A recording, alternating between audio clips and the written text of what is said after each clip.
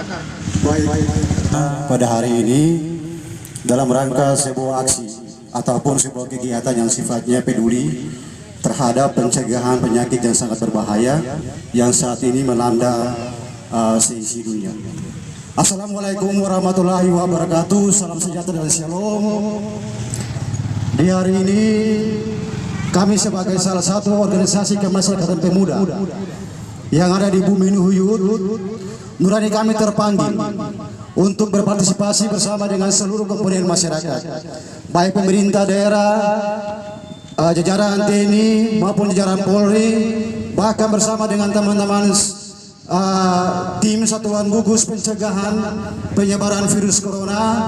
Kami hadir di sini karena panggilan nurani untuk kami mencoba melakukan apa yang bisa kami lakukan, dengan tujuannya agar virus yang sangat membahayakan ini kita meminta kepada Tuhan dan leluhur supaya masyarakat di bumi Kei Besar bisa terhindar dan ada keselamatan.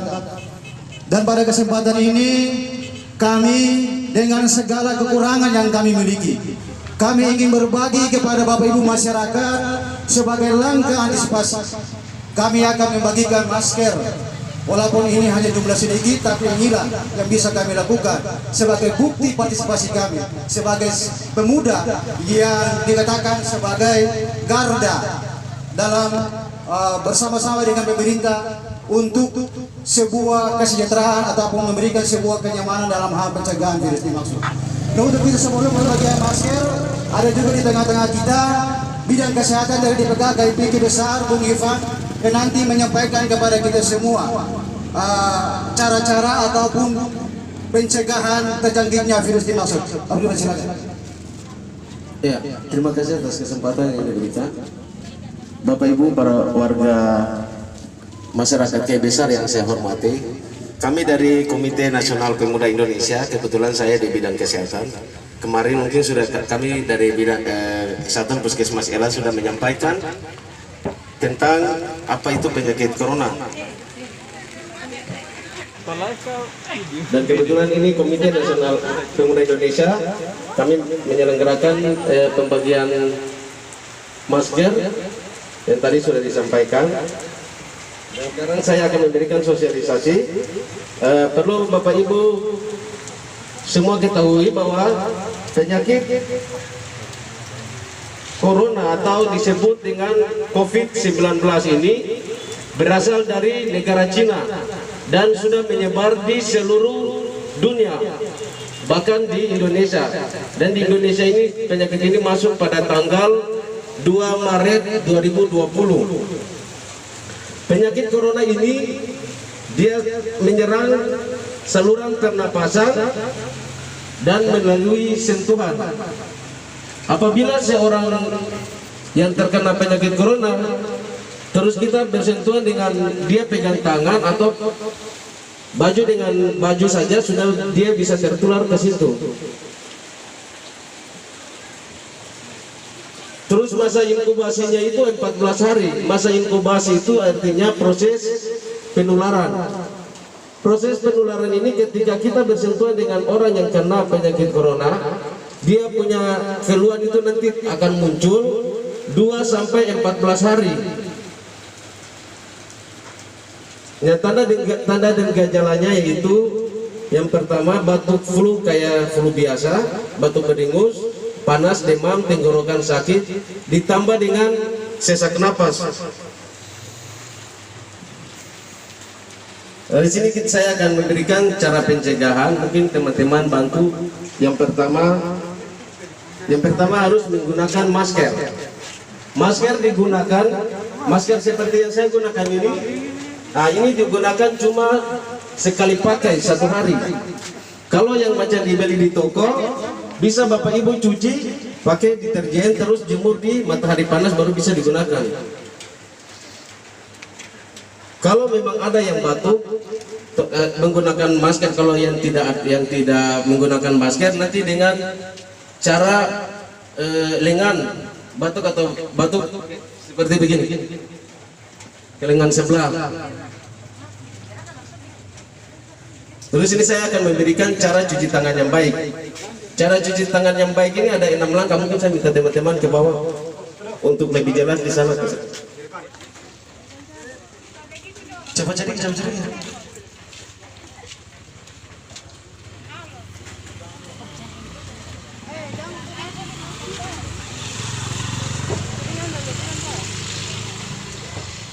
Ya Bapak Ibu mohon perhatian, nanti kita sama-sama praktek.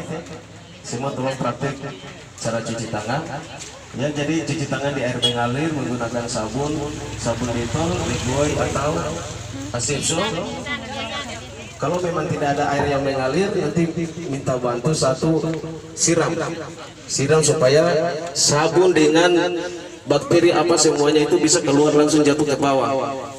Ya, ini 6 langkah cara cuci tangan. Yang pertama, kita basuh tangan dengan air, terus gosok sabun, terus langkah yang pertama, telapak tangan digosok, ya digosok kuat, ya kuat, usahakan terasa bahwa kotoran itu keluar. Itu langkah. Bapak Ibu bisa tolong sama-sama, atau sama-sama praktek, sama-sama ya, biar jangan lupa. Itu langkah pertama. Terus itu dilakukan paling tinggi 4 kali atau lebih bagus. Langkah yang kedua, balik telapak tangan dan punggung, gosok di sisi celah-celah jari.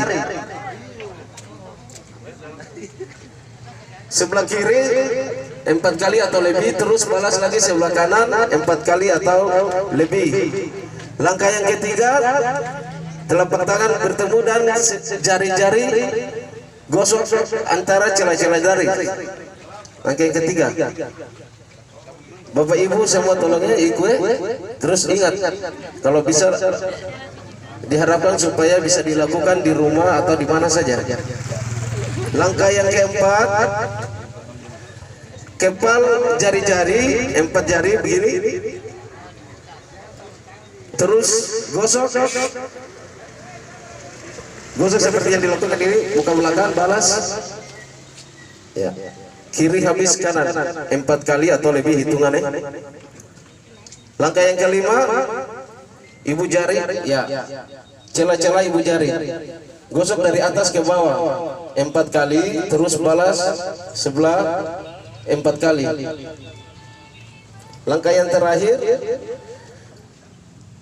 satukan jari 5 jari, terus gosok ke tengah-tengah telapak tangan, berputar, gosok kuat, terasa bahwa itu kotoran ada keluar, terus balas sebelah lagi 4 kali atau lebih. Dan setelah itu dibilas dengan air, terus dilap. Itu 6 langkah cara cuci tangan. Kita harap supaya nanti Bapak Ibu yang ada di sini bisa mengajarkan kepada yang lain yang ada di rumah. Itu pencegahan yang berikut, makan makanan bergizi yang mengandung vitamin C dan E. Bapak Ibu, makanan yang paling bergizi yang ada di vitamin C dan E itu sayur kelor, terus pepaya dan toge atau kacang tumbuh. Ya, kalau kotoran konsumsi itu dia fungsinya untuk ketemu punya antibodi, faktor imun. Kebiasaan orang kesehatan bilang imun. Antibodi itu dia melawan penyakit, jadi bukan penyakit corona saja, penyakit apapun. Kalau ketemu konsumsi makanan itu yang banyak, biar ketemu bersentuhan dengan orang corona juga kemungkinan besar ketemu tidak akan dapat, karena apa, ketemu punya antibodi kuat. Jadi diharapkan supaya konsumsi makanan yang lain juga, tapi yang paling banyak mengandung antibodi vitamin C dan E itu ada di kelor, toge dan pepaya. Terus disarankan untuk banyak minum air hangat. Air hangat sehari itu 2 liter, ukuran botol aqua besar. Ya, banyak konsumsi air hangat. Dan satunya lagi berjemur di matahari terik. Jadi matahari itu yang paling bagus berjemur itu jam 8 sampai jam 4 sore itu yang bagus, tapi berjemur paling tinggi 10 atau 15 menit, lebih juga lebih bagus. Terus menggunakan pakaian contoh macam ini disarankan kotoran kan tinggal harus di rumah saja, ya. Tapi kalau keperluan mendadak baru keluar. Ya, contoh seperti bapak-bapak ibu yang ada di sini yang mungkin melakukan aktivitas yang mendadak, diharapkan supaya ketika pulang pakaian yang sedang digunakan ini langsung dilepas dan ditaruh di bahan deterjen seperti rinso, direndam. Terus biar perlu ditambah dengan air panas. Kenapa? Kotoran tidak tahu karena virus ini dia 42 sampai 14 hari baru dia punya gejala muncul. Jadi kotoran tidak tahu kalau kotoran ada bersentuhan dengan orang yang kena corona. Terus kotoran pegang, kotoran kocok-kocok mata, kocok hidung, tidak secara langsung kotoran sudah dapat. Tapi kotoran tidak sadar bahwa nanti kotoran dapat. Nanti selama dipantau selama 2 sampai 14 hari baru gejala itu muncul. Dan sampai sekarang ini kotong punya alat deteksi juga tidak ada, karena RDT ini alat pemeriksaan itu belum sampai dikirim ke kotoran sini. Mungkin nanti kotong ada dari puskesmas buat racikan sendiri untuk penyemprotan, tapi belum dipastikan bahwa dapat semua atau tidak. Mungkin yang pertama di tempat-tempat ibadah dulu yang nanti mau dijalankan. Yang berikut ini istirahat yang cukup. Jadi perlu tidur siang untuk kenapa kendalikan kotong punya stamina. Istirahat yang cukup paling tinggi 6 sampai 8 jam. Ya. Diharapkan juga ini diinstruksikan supaya menjaga jarak antara satu dengan satu. Berbicara itu jangan lupa pakai masker, terus jaraknya sekitar 1 sampai 2 meter. Kenapa? Virus ini dia kalau kurang dari 1 meter, itu dia menular paling cepat, dia lebih jahat dari TBC. Contoh, kotoran kalau pegang kulkas ini saja, pegang kulkas, yang lain itu yang kena virus dia pegang kulkas, yang lain pegang sudah kena. Jadi dia paling ini Bapak Ibu tolong waspada. Ini bukan penyakit, itu bukan penyakit main-main, bukan kotoran takut-takut, kasih takut juga bukan. Tapi perlu supaya waspada atau hati-hati. Kenapa kotoran jaga supaya kotoran dikebesarin. Mudah-mudahan insya Allah kotoran tidak kena itu. Makanya kotoran harus jaga. Orang yang baru yang datang juga kotoran harus kasih tahu ya. Jadi ini seperti yang tadi sudah dihindari kerumunan, mungkin sudah dikasih tahu dengan hukuman penjara 1 tahun itu. Apabila ada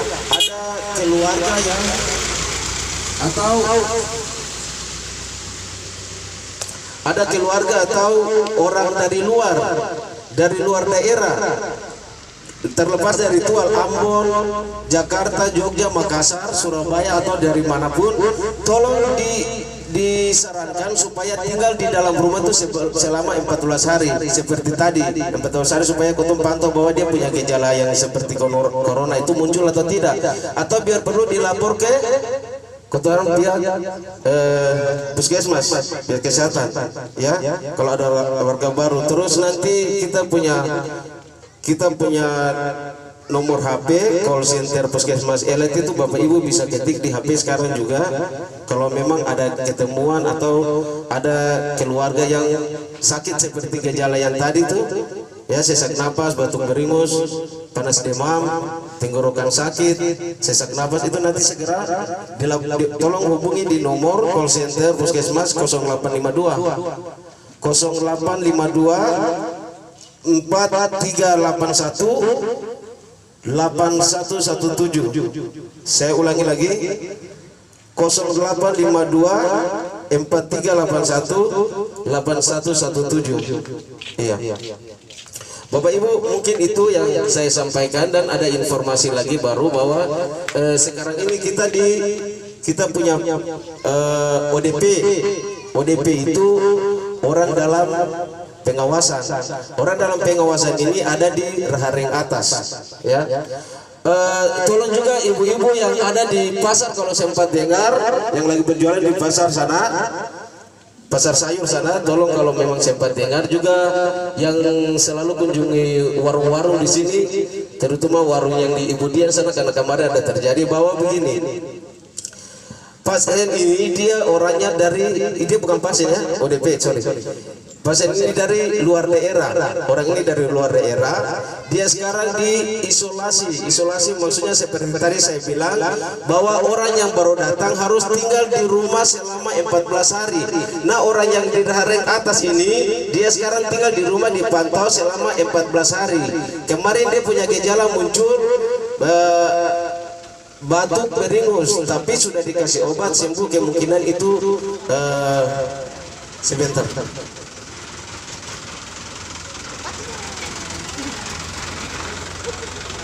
Iya, kemungkinan itu sakit biasa karena dia sudah sembuh, tapi dia masih dipantau selama 14 hari. Dan itu kita dari pihak kesehatan tidak mendiagnosa atau menentukan bahwa dia itu penyakit corona, tidak. Ya, jadi tolong perhatian karena saya kemarin dengar ada berita hoax di sini bahwa itu ada orang yang menderita penyakit corona di Hareng Atas. Kemarin kami di Hareng Atas juga memberikan sosialisasi. Itu Ibu Pendeta juga sempat ada dengar, terus kasih tahu bahwa beliau ada ikut kegiatan di sidang klasis di Sunda. Informasi kata orang tersebut sudah meninggal, padahal hoax saja tidak ada. Dan saya juga ada di sana. Dan dari sini juga saya menghimbau bahwa tolong bahwa saya kasih tahu sekali bahwa itu dia tidak, betul belum pastikan bahwa dia itu corona, dia cuma ODF dan bukan ODF, itu dia hanya di Hareng Atas. Di Tual juga ada, di desa-desa semua ada, itu diharuskan. Jadi orang dari luar diharuskan isolasi selama 14 hari, isolasi atau tinggal di tempat saja selama 14 hari, dipantau gejala seperti yang tadi saya kasih tahu itu muncul atau tidak. Jadi tolong Bapak Ibu, terutama yang ojek-ojek yang ada di sini yang juga tidak ada, tolong sampaikan kepada mereka bahwa pihak ODF atau orang kesehatan bilang ODF itu orang dalam pengawasan. Jadi kotong mengawasi dia bahwa betul dia ini positif atau tidak. Dan sampai sekarang dia itu belum dipastikan bahwa positif.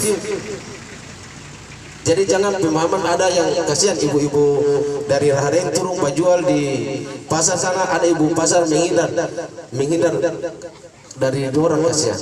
Sementara kenapa sentanya saya dikotong kesehatan bahwa itu betul atau tidak?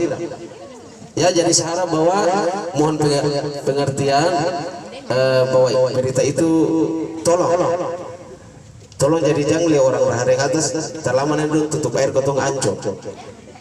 Iya, mungkin itu dari kami saja atas perhatian kami sampaikan. Banyak terima kasih dengan harapan semoga apa yang telah disampaikan tolong dilaksanakan. Wabillahi taufiq wa hidayah. Wassalamualaikum warahmatullahi wabarakatuh. Selamat siang.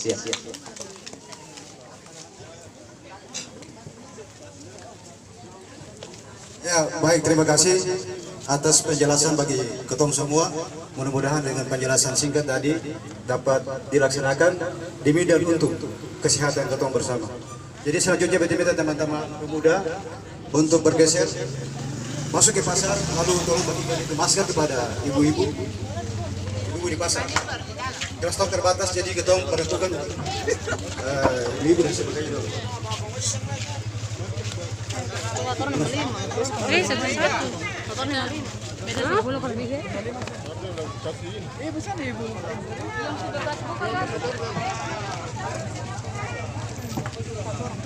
Berapa? Tiga aja, cuma sedikit saja. Tiga. Tapi langsung jalan ke belakang ke pasar lagi. Ayo. Masih di pasar.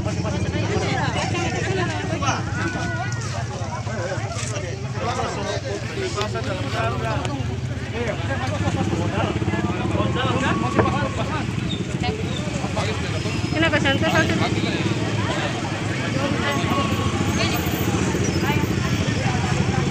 Bisa lagi, membagi sama. Tunggu kakak. Saat. Santai saja. Udah kan?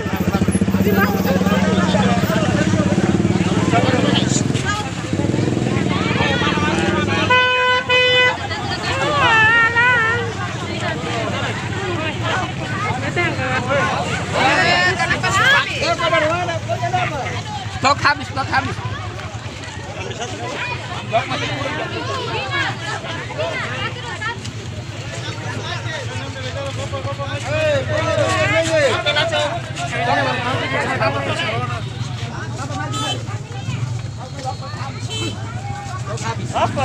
Bagi ke yang keputangan itu. Habis.